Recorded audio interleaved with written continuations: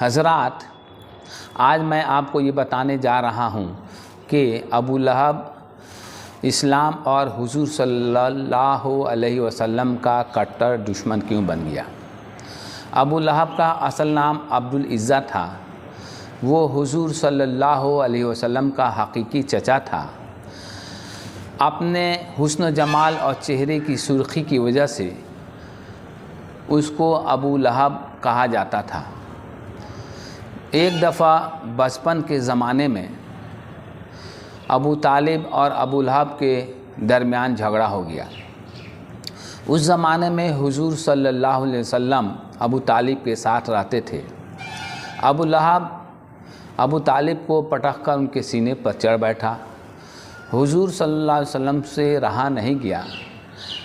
آپ صلی اللہ علیہ وسلم نے ابو لہب کو ابو طالب کے سینے پر سے اتار دیا۔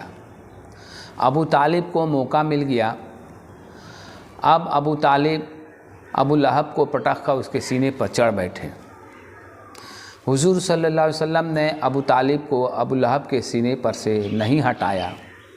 یہ دیکھ کر ابو لہب کڑک کر بولا، اے محمد، میں بھی تمہارا چچا، ابو طالب بھی تمہارا چچا۔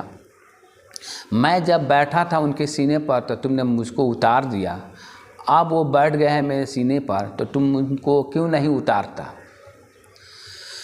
اس واقعے نے ابو لہب کے دل و دماغ میں حضور صلی اللہ علیہ وسلم کے لیے ایک نفرت سی پیدا کر دی تھی، اور وہ بیوقوف بھی تھا۔ اس لیے جب حضور صلی اللہ علیہ وسلم نے اسلام کی تبلیغ شروع کی تو وہ اسی واقعے کی وجہ سے آپ کا اور اسلام کا کٹر دشمن بن گیا۔ انسان کو چاہیے کہ وہ دیکھے کہ آدمی کون سی بات کہہ رہا ہے، یہ نہ دیکھے کہ کون کہہ رہا ہے، کیونکہ اگر وہ یہ دیکھتا کہ اللہ کے نبی وہ بات فرما رہے ہیں اور بچپن میں وہ اللہ کے نبی نہیں تھے بلکہ جن کے ساتھ رہتے تھے، ان سے ایک فطری محبت کی وجہ سے انہوں نے یہ کام کیا تھا، تو وہ ضرور اسلام قبول کر لیتا۔ لیکن اپنی بیوقوفی کی وجہ سے بچپن کے اس واقعے کو بنیاد بنا کر وہ ایک سچی اور اہم اور آخرت میں جہنم کے عذاب سے بچنے کا جو ایک موقع اس کو ملا تھا، اس نے اس کو گنوا دیا۔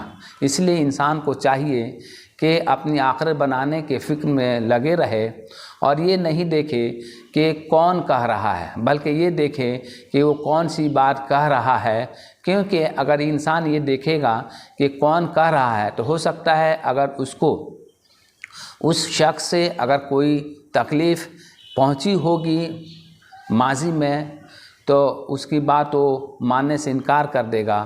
اگر وہ یہ دیکھے گا کہ اگر وہ بات جو کہہ رہا ہے وہ سچی کہہ رہا ہے، لیکن یہ نہیں دیکھے گا کہ بچپن میں اس نے اس کے ساتھ کیا سلوک کیا تھا، تو اس کی بات وہ ضرور مانے گا۔